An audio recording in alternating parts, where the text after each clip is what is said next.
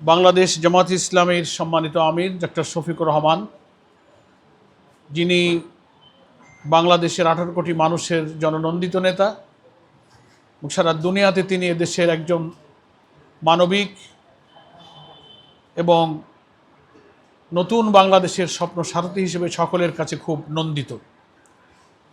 তার সাময়িক অসুস্থ হয়ে পড়ার পর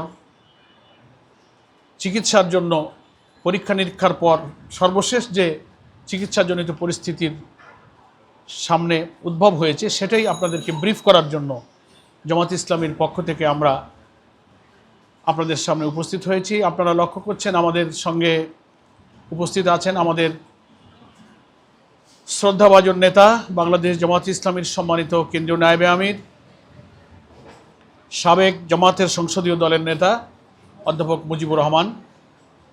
আমাদের মাঝে উপস্থিত আছেন বাংলাদেশ জামাত ইসলামীর নির্বাহী পরিষদের সদস্য, ইসলামী ছাত্র শিবিরের সাবেক কেন্দ্রীয় সভাপতি জননেতা সাইফুল আলম খান মিলন, সংগঠনের সহকারী সেক্রেটারি জেনারেল জনাব হামিদুর রহমান আজাদ, সাবেক এমপি, সংগঠনের সহকারী সেক্রেটারি জেনারেল, আমাদের প্রচার ও মিডিয়া বিভাগের প্রধান অ্যাডভোকেট এহসানুল মাহবুব জুবায়ের। আমার ডান দিকে উপস্থিত আছেন প্রচার মিডিয়া বিভাগের সেক্রেটারি, ইসলামী ছাত্র শিবিরের সাবেক কেন্দ্রীয় সভাপতি, নির্বাহী পরিষদের সদস্য অ্যাডভোকেট মতিয়ার রহমান আকন, আমাদের নির্বাহী পরিষদের সদস্য জনাব মোবারক হোসাইন, নির্বাহী পরিষদের সদস্য ঢাকা মহানগরী দক্ষিণের আমির, ইসলামী ছাত্র শিবিরের সাবেক সভাপতি জননেতা নুরুল ইসলাম বুলবুল। তার ডান দিকে আছেন ইসলামী ছাত্র শিবিরের আরেকজন কেন্দ্রীয় সাবেক সভাপতি, নির্বাহী পরিষদের সদস্য ঢাকা মহানগরী উত্তরের আমির জননেতা মোহাম্মদ সেলিম উদ্দিন, এবং আমাদের নির্বাহী পরিষদের অত্যন্ত শ্রদ্ধাভাজন বর্ষিয়ান নেতা জনাব আব্দুর রব, এবং অধ্যক্ষ মোহাম্মদ ইজ্জতুল্লাহ, আমাদের নির্বাহী পরিষদের সম্মানিত সদস্য অ্যাডভোকেট মোয়াজ্জেম হোসেন হেলাল ভাই, আমাদের সহকারী সেক্রেটারি জেনারেল, তিনিও এখানে উপস্থিত আছেন। আরও আমাদের কেন্দ্রীয় অনেক দায়িত্বশীল নেতৃবৃন্দ আছেন, আমাদের কর্মপরিষদের সদস্য আব্দুল সাত্তার ভাই আছেন। আমরা খুব সংক্ষেপে আল্লাহর মেহরবানিতে চিকিৎসা ব্যবস্থার সর্বশেষ খবরটা আপনাদেরকে অবহিত করব, এবং আমার ব্রিফিংয়ের পরে আমাদের শ্রদ্ধেয় কেন্দ্রীয় নায়েবে আমির দোয়ার উদ্দেশ্যে দেশবাসীর কাছে উনিও দুটি কথা শেষে বলবেন। সম্মানিত সাংবাদিক বন্ধুগণ, আপনারা সবাই জানেন এবং সারা দেশ বিদেশের মানুষ জানে যে গত 19শে জুলাই সোহরাওয়ার্দী উদ্যানে আমাদের যে ঐতিহাসিক জাতীয় মহাসমাবেশ হলো, সেখানে বক্তব্য রাখবার সময় তিনি অসুস্থ হয়ে স্বাভাবিকভাবে একবার পড়ে গেলেন, আবার তিনি উঠলেন, আবার একটু কথা বলার সময় পড়ে গেলেন, এরপরে বসে তিনি বাকি বক্তব্য সমাপ্ত করেছিলেন। সেদিন থেকেই সকলেই ওনার স্বাস্থ্য এবং অবস্থা সম্পর্কে একটু উদ্বেগ প্রকাশ করেছেন। তো সেদিনের ঘটনার পর আমরা ওনাকে স্থানীয় একটি বেসরকারি হাসপাতালে আমরা নিয়ে যাই। প্রাথমিকভাবে পরীক্ষা নিরীক্ষায় ডাক্তাররা প্রাথমিক ধারণা করেছিলেন যে দারুণ রকম তাপমাত্রা ছিল এবং ডিহাইড্রেশনের কারণে তিনি অসুস্থ হয়ে পড়েছেন, এবং কিছু পরীক্ষা নিরীক্ষা তখন হয়েছিল। খুব বড় ধরনের অসুবিধা ওই সময় প্রাথমিক পরীক্ষায় ধরা পড়েনি, পরবর্তীতে পরীক্ষা নিরীক্ষা করা হয়েছে, এবং সর্বশেষ আমরা ওই দিনে পড়ে যাওয়ার পর থেকেই ওনার ব্যাপারে পরীক্ষা নিরীক্ষার ব্যাপারে আমরা সংগঠনের পক্ষ থেকে খুবই সিরিয়াসলি উদ্যোগ গ্রহণ করেছি। সব কিছু একটা থ্রো চেক আপ করার আমরা চেষ্টা করেছি। তো গত 30 তারিখে ইউনাইটেড হাসপাতালে ওনার এনজিওগ্রাম করা হয়েছে। এর আগে আরও অনেক পরীক্ষাগুলো করা হয়েছে, ইসিজি অন্যান্য সব টেস্ট করা হয়েছে। তো আরও একটু নিশ্চিত হওয়ার জন্য আমরা ইউনাইটেড হসপিটালে এনজিওগ্রামের জন্য সিদ্ধান্ত নেই, এবং সেই এনজিওগ্রামের পরে ওনার হার্টে কিছু ব্লক ধরা পড়েছে। তো ব্লকের মধ্যে মেডিকেল ব্যাপার, আমরা ডাক্তারদের কাছে যেটা জানতে পেরেছি, ওনার সঙ্গে লাস্ট আমরা সাক্ষাৎ করেছি, উনি এখন পর্যন্ত মোটামুটি আলহামদুলিল্লাহ ভালো আছেন। আজকেও কথা হয়েছে দুপুরে জুমার পর। তো ব্লকের অবস্থাটা হচ্ছে হার্টের আর্টারিতে 3টা প্রধান ব্লক ওনার প্রথম দেখা যাচ্ছে, সেটা বেশ বেশি 80%, 85, 86 এরকম। আর কিছু, জি আরও বেশি, আরও কিছু ব্লক আছে 67 এরকম, আরও 2-3টা ব্লক আছে, সব মিলিয়ে 5-6টা ব্লকের ইয়ে পাওয়া যাচ্ছে এনজিওগ্রামে।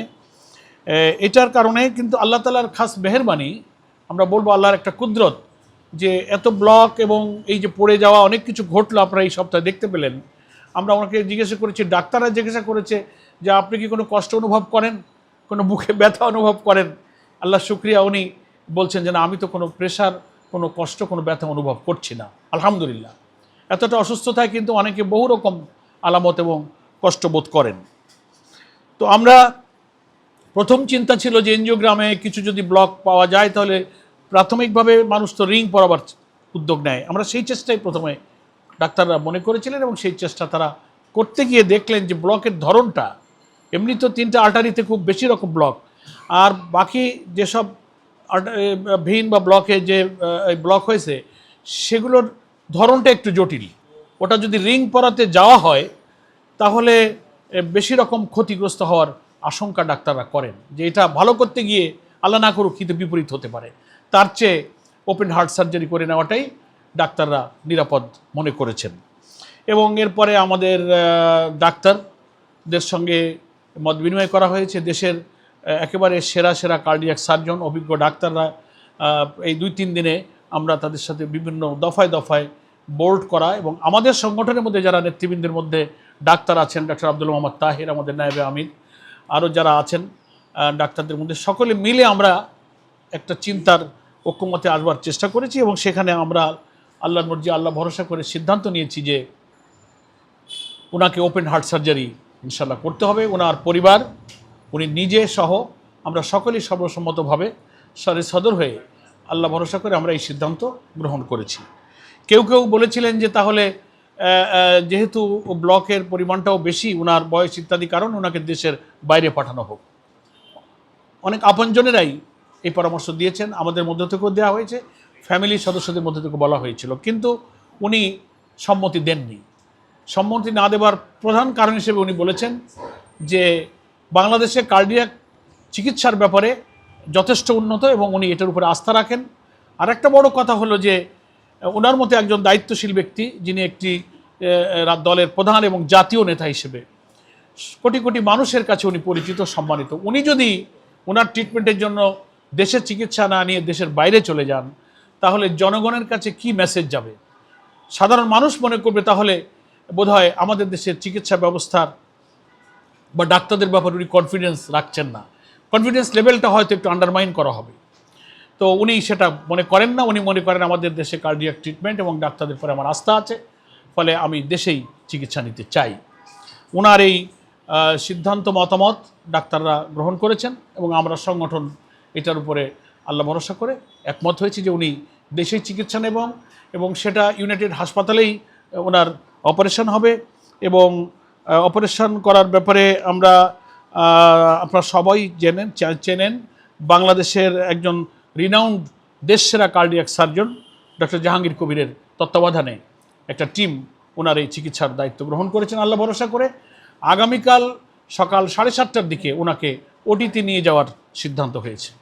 মহান আল্লাহ তাআলার আমরা সাহায্য কামনা করি সুস্থভাবে। ওভারঅল অন্যান্য শারীরিক ব্যাপারগুলো কিন্তু মোটামুটি ডাক্তাররা বলছেন ভালো আছেন এবং অপারেশনের পূর্বের যে প্রস্তুতি সেটা ডাক্তাররা এখন গ্রহণ করছেন। যথেষ্ট ভিজিটর ওনার সঙ্গে দেখা করার জন্য ইউনাইটেড হসপিটালে ভিড় করছে প্রতিদিন। অ্যাডমিশন নেওয়ার পর থেকে ইবনে সিনাতে যখন ছিলেন 19 জুলাইয়ের পর তখনও, ইভেন ওনার বাসাতেও। এবং সে ব্যাপারে আমরা দেখছি যে দেশের বিভিন্ন রাজনৈতিক দলের সম্মানিত নেতৃবৃন্দ, ইসলামী দলের নেতৃবৃন্দ, আলেম ওলামা এবং কেউ সরাসরি ফিজিক্যালি আসছেন, টেলিফোনে প্রধান উপদেষ্টা, সরকারের অনেক উপদেষ্টা খোঁজখবর নিয়েছেন, সেনাপ্রধান টেলিফোনে খোঁজখবর নিয়েছেন, বাংলাদেশে অবস্থানরত অনেক হাই কমিশনার, অ্যাম্বাসেডররা ওনার খোঁজখবর নিচ্ছেন, বিদেশ থেকেও ফোন করে খোঁজখবর নিচ্ছেন। তবে ডাক্তাররা রিকোয়েস্ট করেছেন ওনার চিকিৎসার সুবিধার জন্য ভিজিটরদেরকে আসা যাওয়া, কথা বলা, টেলিফোনে কথা বলা এটা বন্ধ হওয়া প্রয়োজন। যেহেতু কালকেই ইনশাল্লাহ ওটি হবে, এই জন্য আমরা সাংগঠনিকভাবে আজকে সিদ্ধান্ত নিয়েছি, কিছুক্ষণ পূর্বে নির্বাহী পরিষদের বৈঠক হয়েছে আমাদের নায়েবে আমির অধ্যাপক মুজিবুর রহমানের সভাপতিত্বে, যে আমরা স্ট্রিক্টলি এটা আমরা নিয়ন্ত্রণ করার সিদ্ধান্ত নিয়েছি যে উনি মোবাইলে কেউ ওনাকে ফোন করবেন না, উনিও যেন ফোনে কথা না বলেন। এবং আজকে থেকে ভিজিটর না যাওয়ার ব্যাপারে আমরা সিদ্ধান্ত গ্রহণ করেছি। এবং উনি নিজেই রিকোয়েস্ট করেছেন যে আমার কাছে আর ভিজিটর না আসলে ভালো হয়, ওনার রেস্ট প্রয়োজন এবং সুস্থতা প্রয়োজন। সেজন্য আমি সাংবাদিক বন্ধুদের মাধ্যমে সারা দেশের আমাদের দিনী ভাই বোন, সংগঠনের ভাই বোন, প্রবাসে এবং সমস্ত মানুষের কাছে আমার আমিরে জামাতের পক্ষ থেকে আবেদন যে ওনার সুচিকিৎসার সুবিধার্থে ডাক্তারদের পরামর্শে মেহরবানি করে ওনাকে দেখার জন্য যে আবেগ, যে ভালোবাসা, যে মায়া আমাদের আছে, এটার প্রতি আমরা শ্রদ্ধা রেখে বলছি যে আপনারা বাসা বাড়িতে থেকেই আল্লাহ তাআলার কাছে ওনার সুস্বাস্থ্য এবং সুচিকিৎসার জন্য আপনারা দোয়া করবেন। আল্লাহ তাআলার কাছে সাদাকা দিয়ে, নফল সালাত, নফল রোজা রেখেও আল্লাহ তাআলার কাছে আমরা দোয়া করতে পারি। এটাই হচ্ছে ওনার জন্য এখন বড় প্রয়োজন। আশা করি উনি চিকিৎসা শেষে সুস্থ হবেন, আবার তিনি আমাদের মাঝে আসবেন এবং কথা বলবেন, তখন আমরা দেখা করতে পারবো ইনশাআল্লাহ।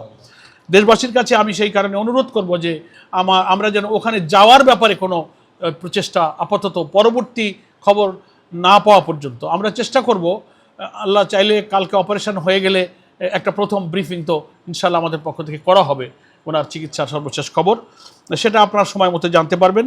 সেজন্য আমরা আজকের এই ব্রিফিংয়ে সারা বাংলাদেশের কোটি কোটি মানুষ, দেশের বাইরের আমাদের ভাই ও বোনেরা এবং প্রবাসী দেশিরা, বিদেশিরা যারা সহানুভূতি জানিয়েছেন, দোয়া করেছেন, খোঁজখবর নিচ্ছেন, সকলের প্রতি বাংলাদেশ জামাত ইসলামের পক্ষ থেকে আমরা আন্তরিকভাবে কৃতজ্ঞতা প্রকাশ করছি। এবং আমরা আপনাদের এই দোয়া, ইসলামী আন্দোলনের নেতার প্রতি আপনাদের এই ভালোবাসার জন্য চিরদিন ঋণী থাকব, আপনাদের প্রতি আমরা চিরকৃতজ্ঞ থাকব। এটা মনে করি একজন নেক মানুষের উপরে, জনগণের এই মানবিক এবং নন্দিত নেতার প্রতি আপনাদের এই ভালোবাসা, এই দোয়া চিরদিন থাকবে। এটা দেশ এবং জাতির প্রতি আপনাদের ভালোবাসারই প্রমাণ। এই জন্য আমি আর প্রয়োজনীয় কথা যেহেতু বলে ফেলেছি, আমি আর কথা বাড়াতে চাই না। আপনারা সবাই আমির জামাতের জন্য দোয়া করবেন। আল্লাহ তাআলা হায়াত এবং মৌতের মালিক, তিনি সমস্ত কর্তৃত্ব, শক্তি এবং ভালো মন্দের মালিক, তিনি সব কিছুর উপরে কর্তৃত্বশীল। তাই তার কাছেই আমরা সাহায্য চাইব। এবং তিনি অসুস্থতা, রোগ ব্যাধি তার তরফ থেকেই আসে, আবার শেফাও তিনি দান করেন। আমরা আল্লাহ তাআলার এই বান্দার প্রতি, যিনি বিরামহীনভাবে সারা দেশে ছুটেছেন, অক্লান্তভাবে, নিঃস্বার্থভাবে, আল্লাহর এই মুখলেস বান্দা, দিনের এই দায়ীর প্রতি, দেশের প্রয়োজনে, জাতির প্রয়োজনে, ইসলামী আন্দোলনের প্রয়োজনে, তার বড় প্রয়োজন আমরা অনুভব করি।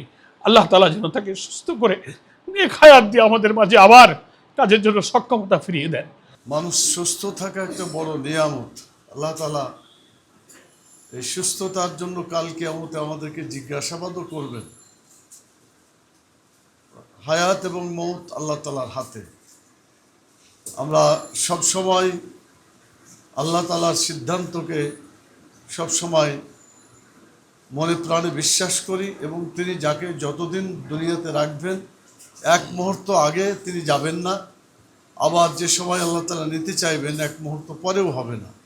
এ ব্যাপারে কোরআন মাজিদে ওই কথাটাই বলা আছে, যা যা আজালুল্লাহ ইস্তাগফিরুন সাআতা ওয়ালা ইস্তাকদিমুন। যখন নির্ধারিত সময় এসে যায় তখন এক মুহূর্ত আগেও যায় না, এক মুহূর্ত পরেও যায় না, ঠিক সময়ে আল্লাহ তাআলা তাকে নিয়ে যান। আল্লাহ তাআলা কোরআন মাজিদে বলেছেন, ওয়াইজা মারিজতু ফাহুয়া ইয়াসফিন। হযরত ইব্রাহিম আলাইহিস সালামের দোয়া উল্লেখ করে তিনি বলেছেন যে যখন আমি অসুস্থ হই তখন তিনি আমাকে সুস্থ করেন। অর্থাৎ আল্লাহই আমাকে অসুস্থ করে এবং আল্লাহই আমাকে সুস্থতা দান করে। তো আপনার ইতিপূর্বে আমাদের সম্মানিত সেক্রেটারি জেনারেল মিয়া গোলাম পরওয়ার ভাইয়ের মুখ থেকে বিস্তারিত তথ্য শুনেছেন। আমি শুধু এই কথাটুকু বলতে চাই, মানুষ মৃত্যুকে কখনো ভয় করে না, ইমানদার যারা। আমাদের আমিরে জামাত ডক্টর শফিকুর রহমান তিনি এই কথাটাই সাক্ষাতের সময় বলেছেন যে আল্লাহ তাআলা যদি সিদ্ধান্ত হয় আমাকে নেওয়ার, বাংলাদেশ থেকেও আমি যাব আল্লাহর কাছ থেকে, বাইরে গেলেও সেখান থেকে যেতে হবে। অতএব আল্লাহর সিদ্ধান্ত চূড়ান্ত, আমি বাংলাদেশেই চিকিৎসা নেব। তার এই ঈমান এবং আস্থা আমি মনে করি একজন মুমিন হিসাবে আল্লাহ তাআলা একটা সুন্দর সিদ্ধান্ত নেওয়ার তৌফিক দান করেছে। আমিন। দ্বিতীয় কথা তিনি বলেছেন যে আমি যদি বাংলাদেশ থেকে বিদেশে চিকিৎসা করতে যায়, স্বাভাবিকভাবে ডাক্তার যারা আছে, চিকিৎসক সমাজ, তারা মনে করবেন যে বাংলাদেশের চিকিৎসকের চাইতে বাইরের চিকিৎসকেরা অনেক অভিজ্ঞ। এটা মোটেই ঠিক না। তিনি নিজে ডাক্তার, তার অভিজ্ঞতা আছে, অনেক কেস তারা দেখেছেন। আমরা এই পাশে দুজন দাঁড়িয়ে আছি, মতিউর রহমান আকন, অ্যাডভোকেট মতিউর রহমান আকন ভাই, আমি নিজে, আমরা দুজন কয়েক বছর আগে এই ডাক্তার জাহাঙ্গীরের কাছেই আমরা বাইপাস অপারেশন এটা করতে হয়েছে আমাদের। আলহামদুলিল্লাহ, আল্লাহ তালা আমাদের হায়াত রেখেছেন। আমরা 7-8 বছর আগে, 6-7 বছর আগে থেকে এই চিকিৎসা নিয়ে আমরা সুস্থভাবে কাজ করে যেতে পারছি আলহামদুলিল্লাহ। আমাদের বিশ্বাস, আমাদের আমির জামাতও এই ডাক্তারের চিকিৎসা নিয়ে ইনশাআল্লাহ অল্প দিনের মধ্যে আবার তিনি সুস্থ হবেন, আমাদের মাঝে ফিরে আসবেন এবং জাতির খেদমতে যেভাবে তিনি নিয়োজিত ছিলেন, আগামী দিনে তিনি আবার তার সে দায়িত্ব পালন করতে সক্ষম হবেন ইনশাআল্লাহ। আমরা আল্লাহ তাআলার কাছে দোয়া করি, রব্বুল আলামিন তুমি দয়া করে, মেহেরবানি করে তুমি তাকে সুস্থ করে দাও। রাসূল সাল্লাল্লাহু আলাইহি ওয়াসাল্লাম বলেছেন, আর দোয়া মুখুল ইবাদত। তিনি আরও বলেছেন, আর দোয়া ও সিলহুল মুমিন, দোয়া মুমিনের জন্য ইবাদতের যেমন মস্তিষ্ক, মগজ বলা হয়েছে, দোয়া বলা হয়েছে মুমিনদের জন্য অস্ত্র। অর্থাৎ দোয়ার মাধ্যমে মানুষের হায়াত পর্যন্ত বৃদ্ধি হয়, হাদিসে সেটাও বলা আছে। সেই জন্য আমরা সবাইকে দোয়া করার জন্য অনুরোধ করব। আমাদের সংগঠনের যারা জনশক্তি আছে তারা তো করছেনই, আমরা বাংলাদেশের আপামর জনসাধারণ সকলের কাছে তার জন্য দোয়া করার জন্য আমরা তাদের আহ্বান জানাই, আবেদন জানাই। শুধু দেশে নয়, সারা দুনিয়ায় যারা যেখানে আছেন সকলেই মুসলিম উম্মার এই একজন সম্ভাবনায় ব্যক্তিত্ব যিনি সার্ভিস দিয়ে যাচ্ছেন, আল্লাহ তাআলা যেন মুসলিম উম্মার কল্যাণের জন্য আল্লাহ যেন তাকে অতি দ্রুত সুস্থ করে দেন এবং আমাদের মাঝে যাতে তিনি ফিরে আসতে পারেন। আমি দোয়া করি, আপনারা মেহেরবানি করে দোয়াতে আমিন করবেন। আসালুল্লাহ আল আজিম রব্বাল আরশিল আজিম আই ইয়াশফিয়াক, আল্লাহুম্মা আমিন। আল্লাহ তাআলার কাছে আমরা দোয়া করছি, আজহাবিল বাস রব্বান নাস, আল্লাহ তাআলা অসুস্থ দূরকারী, তিনি মানুষের সকল অসুস্থ দোয়া করেন, আল্লাহ যেন আমাদের আমির জামাতকে সুস্থতা তিনি ফিরিয়ে আনেন, অসুস্থতাকে দূর করে দেন এবং এমন সুস্থতা দান করেন যাতে তার কোনো অসুস্থতা যাতে আর না থাকে। আজহাবিল বাস রব্বান নাস ওয়াশফি আনতা শাফি লা শিফাউন ইল্লা শিফাউকা শিফা আল্লাহ ইউগাদিরু শাকামা। মহান আল্লাহ তাআলা আমাদের দোয়া কবুল করুন। আল্লাহুম্মা আমিন। রব্বানা তাকাব্বাল মিন্না ইন্নাকা আনতাস সামিউল আলিম ওয়া তুব আলাইনা ইন্নাকা আনতাত তাওয়াবুর রহিম। সুবহানা রাব্বিকা রাব্বিল ইজ্জাতি আম্মা ইয়াসিফুন ওয়া সালামুন আলাল মুরসালিন ওয়ালহামদুলিল্লাহি রাব্বিল আলামিন।